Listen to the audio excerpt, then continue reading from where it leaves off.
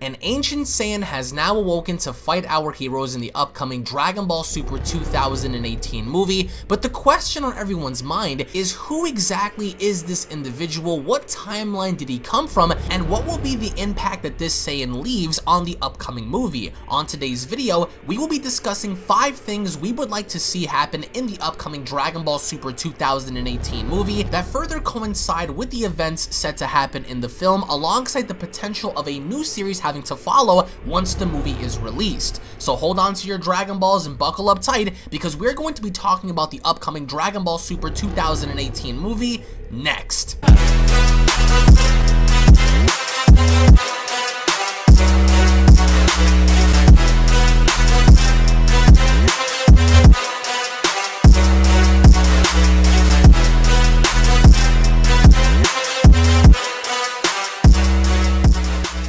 If you are new to this channel and enjoy what you see, then don't forget to punch that subscribe button and turn on all notifications by clicking on the bell icon to receive new and daily content on your mobile devices, desktops, and services that I provide, along with following me on these social media platforms to stay connected with me at all times. Thank you so much for your continued support. Now let's begin. With the upcoming Dragon Ball Super 2018 movie on the horizon, fans within the Dragon Ball community are begging the question as to who exactly this individual is going to be battling Goku in the upcoming film, alongside what his origins could potentially be and how strong he's going to be in comparison to a Goku following the Tournament of Power. As joining me here today to tackle the subject of the mysterious Saiyan in the upcoming Dragon Ball film is my good friend SuperSaiyanPaul. Now Paul, there are so many things that we as the Dragon Ball community would want to see in this upcoming film, and what I wanted to talk to you about here today are 5 things that we as the Dragon Ball community would love to see happen in this upcoming movie. And the first thing I do want to go ahead and start off with here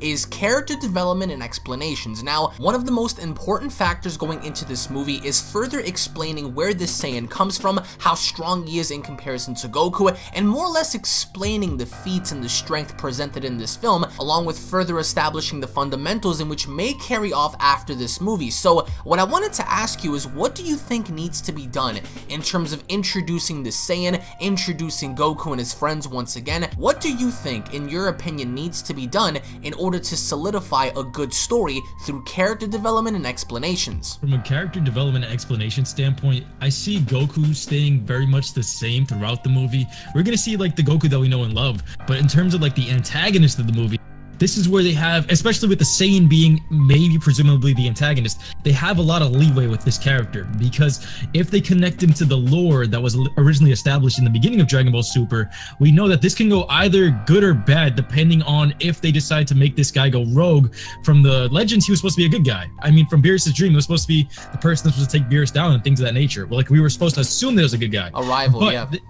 Yeah, and then all of a sudden they can really turn the tables here and make him go rogue, and this is where a lot of development's gonna take place, because this guy has been hyped up technically for the past 131 episodes from the minute Dragon Ball Super aired on the TV series, because the Battle of Gods movie came out before that, and we already heard about the Saiyan God, and they went into more detail throughout the time that's passed. That's only assuming if this is the Saiyan from Beerus's prophecy, or if not, somebody completely different, which I'm really hoping that they explain that, which is why I brought this subject up first, because with the explanation standpoint, they ought to really explain to us who he is, why he's there, and how powerful he is. And I felt like in Dragon Ball Super, they didn't really do a good job in explaining stuff. For example, how strong certain characters were in comparison to their previous counterparts, or maybe the opposition in front of them. We didn't really have, like, you know, much development from certain characters, which is why I feel like whoever this Saiyan is, I feel as if they need to develop him in a way to where we understand his origins and the stem of where he originally comes from, and further explaining his power compared to Goku, since Goku and this person are seen fighting in the teaser. It really needs to elaborate further as to where he stands compared to Goku and why he's even there, because more often than not, they tend to just throw in a villain for traditional Dragon Ball sake to fight Goku, to come to Earth and seeking out Goku. I really hope that this person knows nothing of Goku, but instead comes to Earth, in trying to fulfill his own agenda, and thus bumping into Goku, and Goku realizing, hey, this guy must be very strong, and oh look, he's an ancient Saiyan. You know, I wonder, you know, how different he is compared to me. So I feel like from a developmental aspect, they really need to focus more on this mysterious person, more so than Goku, because let's be realistic, Goku has had development from Dragon Ball to Dragon Ball Z to Super to GT and everything in between. We know Goku. Goku's been established since day one, but going into the developmental aspect for this character, and perhaps maybe assumingly others that are going to come with him, what do you think they should do in terms of the development aspect, and how do you feel about them explaining certain concepts as we go into this film? See, they've kind of given us a few examples in the actual Dragon Ball Super series. Like, if you look at the Frieza arc, Frieza was a character established in Dragon Ball Z, and we saw how that played out to the very end of Dragon Ball Super. Like, one of the greatest characters in the entire show at the very end because of how much history he's had. And then we look at, fast forward to the Tournament of Power arc, look how Jiren's origin was just shoehorned in there. I think with what they've built up with the beginning of Super and this lore of the Saiyan, it's a very big missed opportunity if they don't go along with that line of this being whoever this legendary Saiyan was in Beerus's dream. It could be renamed from Yamoshi to something else, but if they connected with the dream, it has some history in the series. It's very more established than anything else so far, and it builds a lot of hype for this character, more so than what they did with Jiren, where I think they mishandled his origins with a tiny little flashback. It was what, like 2 or 3 minutes we got for him, and it wasn't really that much to have us like have an emotional connection to him, compared to like Frieza, where Frieza we had all of this history and all of this like clash between all of the meaning between that final moment in that fight with Goku and him fighting side by side. It was just something to behold. So having history that started from the beginning of Dragon Ball Super is probably the best place for them to start with it, and it has the most development from right there. I also feel like in terms of like the developmental aspect, they really need to establish, if he is an ancient Saiyan, you know, what his people were like back in that time and how different their transformations were and or are compared to our current Saiyans, which leads me into point number 2, which is transformation utilizations. Now, assumingly so, and this is only based on assumption, this mysterious person is going to have a separate transformation than what we see be the norm with Super Saiyan, Super Saiyan 2, Super Saiyan Blue, and the whole 9 yards involving our current Saiyans. So what I personally feel like needs to happen is, I think that if this were to be the last hoorah that we see of Super Saiyan Blue in that aspect, they really ought to utilize Super Saiyan Blue to the point where if this person is upscaled to be even stronger than Super Saiyan Blue needs to be pushed as much as it was against Jiren with this upcoming person. And I think that, of course, this is a Saiyan, and the teaser did hint that Saiyans have no limits, so I can only also assume that this person also has transformations. Perhaps Super Saiyan, Super Saiyan 2, just like very reminiscent to Kale. And this is why I want to use Kale as an example, because when she first transformed in the Tournament of Power, the first thing Vegeta said to Goku was, be careful, because from my assumption, this could be what the true Super Saiyan is supposed to look like, or at least the true Super Saiyan transformation. Again, going back to explanations, they never dove into what Vegeta meant by that. So I can only assume that this person is going to have a similar transformation to Super Saiyan, but in its own unique way. Perhaps instead of it being gold, it's, you know, green, or something else of that nature. So in terms of transformation utilizations, what would you want to see come from this person, and also seeing what Goku can provide, you know, being that this is going to be after the Tournament of Power, and the substance that he can, you know, introduce in terms of utilizing Super Saiyan Blue and beyond?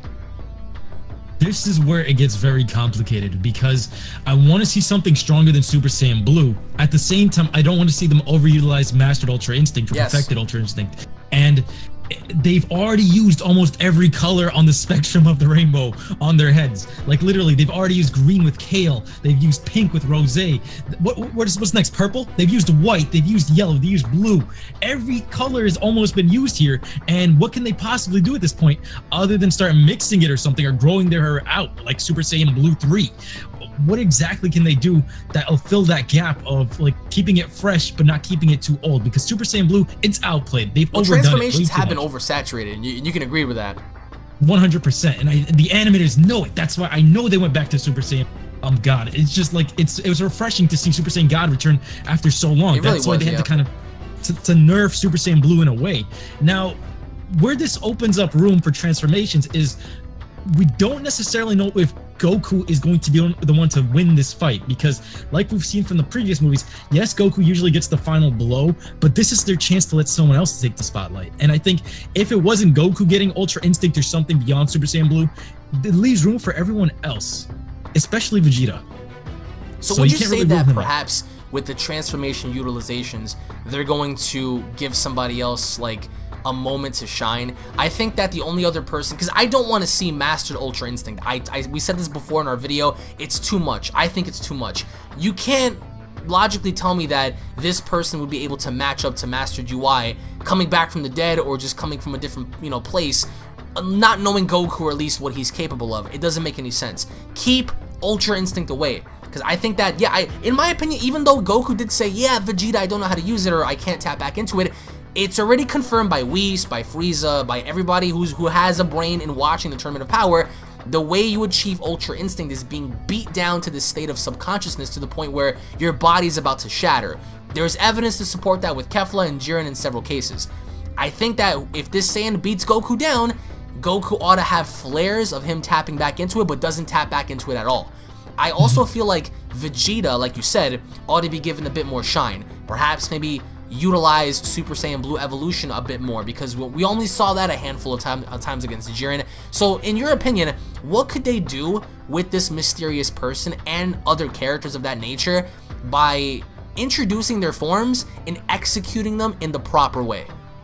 Well, with this new Saiyan, I would assume that they're gonna give him like a black/greenish tint on his hair, if anything. Kind of like Kale, right? Kind of like Kale, because if this is a legendary Saiyan or an ancient Saiyan, that's what you would assume. That would make sense. Just keep it green. Yeah, and then for Vegeta, I would assume like he has the best potential to keep Ultra Instinct fresh but not overplayed, because it's a different character. I'm not even gonna mention Gohan, because Gohan, 23 years, no transformations, and he got the shaft and the Tournament of Power. So I don't really know if there's any other people to look to other than Goku and Vegeta yet again, because last time we looked at Vegeta the wrong way, I mean, he went and got Super Saiyan Blue without even needing the ritual, and he tapped into God Energy. So, I mean, him being like technically stronger than Goku by a very little at this point in time, I mean, having a movie about the Saiyans, it fits perfectly for him being the Prince of all Saiyans to finally get his time to shine. But we said this last time, a long time ago, with the Resurrection F, and they stole that away from him in a very, very messed up way. But it's up in the air about that. But I mean, that's the best way to introduce Mastered Ultra Instinct without it being overdone in a way. Like, that's still kind of saving it for later on in the series, if they let Vegeta just get a little bit of a moment with that form introduced in this movie. It wouldn't be overdone, because they've kind of done it with Goku in this Tournament of Power multiple times. Seeing Vegeta do it once would probably be enough, or doing it slightly for like even a minute. I feel as if this person needs to have development and a good transformation utilized for his sake, which is why we go into point number 3, a meaningful and powerful antagonist. The reason why I feel like this person needs to be evil and not someone who's going to shake Goku's hand in the end is because Dragon Ball Super has been missing a impactful villain since Zamasu and Goku Black. People have been crapping on Zamasu for being too much of a wimp and praising Goku Black for his ideology, but that's my point. Goku Black's ideology, Zamasu's ideology, even though it was hypocritical because they didn't want mortals to kill each other, but then they would kill for the sake of rebuilding, I think that this person needs to be someone who's not only going to be powerful in terms of transformations and strength, but also being so meaningful in his ideals, in meeting Goku and telling him, look, I'm not here for you. I don't care about you. I have a bigger agenda. It may not be your planet. It may be your universe. It may be your gods. It may be what you represent as a Saiyan who's pretty much tainted our legacy over time in thinking that it's all about pride and whatever, but in reality, back in our time, it was completely different. I feel like there needs to be a clash of ideals. There needs to be a clash of kind of like philosophies, and I feel like this person needs to be evil. I don't know if you agree with that, but do you think that this person should be someone who's a good person, an anti-hero, or a villain entirely in order to solidify him in this film? What do you think? To solidify him and like really set up the future of the Dragon Ball series, I think they have to make him a villain. And not only that, his motive to be clear, because Zamasu's motive, that was one of the greatest reasons of why that arc was so good, because his motives and the fact that he technically won. He was the only villain that really got the job done in a way, and the fact that there's two Trunkses in that other timeline is like his own trophy, that he actually did some serious problems there. Like even having another Xeno in their universe, that's another trophy of what he's did. Now, Beerus didn't necessarily have the best motive. It was just about like fighting for the thrill of it and food. Frieza technically did, but the Tournament of Power, it wasn't really all that. If this guy has a very solid motive in terms of like showing them what the Saiyans are about, or if they really hype that up, or showing that he's a bigger threat to not only Earth but other universes, or maybe even potentially the angels and Xeno, that's a little far-fetched. But if he could do something up there, that's where he solidifies himself and cements the foundation of the new series to come. Now, going into point number 4, arc connections. I feel like whoever this person is, they need to connect everything that's happened from Battle of Gods to the Tournament of Power in terms of explaining the concept of the origin of the Saiyan powers, which also includes the transformations of Super Saiyan God, Super Saiyan Blue, and also kind of alluding to not only Whis' training for Goku and Vegeta to work together, but also looking at how Goku has established a lot of connections with Zeno, with Beerus, and so on and so forth. I feel like with this film, they need to connect a lot of the events that have transpired, you know, in previous arcs in order to make this feel relevant, because a lot of us may look at this and say it's non-canon, because it is. It's going to be canon to Dragon Ball Super. It's going to be post-Tournament of Power, and with that, you're going to have to go back and referencing certain things and connecting everything for it to make sense. Do you feel like they need to establish that, and going back and, you know, having flashbacks and seeing everything that we've, you know, gone through since Battle of Gods up until this point for it to make sense? Or do you think that there should hardly be any connections in this being something fresh and something new entirely? I think they have to have connections, especially with another Saiyan being in this movie. I think because of the fact that this is a Saiyan, and they're like, the ideal concept of this is going to be the origins of the Saiyans, it has to link everything together. Otherwise, they're building branches on a tree that don't necessarily connect. And I think if it connected, it's just way better than if they just built something fresh and new that wasn't attached to everything else. Because if they don't attach to everything else and they don't follow the rules of what they've done so far, they're kind of dodging like power scaling and the lore, and they're writing themselves into even more corners and creating even more plot holes rather than filling them and building up off of what they had already. Especially like right now with this hiatus or whatever this is, this drought of Dragon Ball content, connecting it to whatever they did right now would probably be the best way to bring it back. I also think that they need to explain more or less all the events that have transpired before, and having everything lead to this very point, which is why we bring up our final point, a new chapter. I think that by the end of this film, they are going to allude, just like they did with Battle of Gods, in there being something more. Obviously, the way Super ended, it was very open-ended. I think that this is going to lead into a new series, even though it's not confirmed.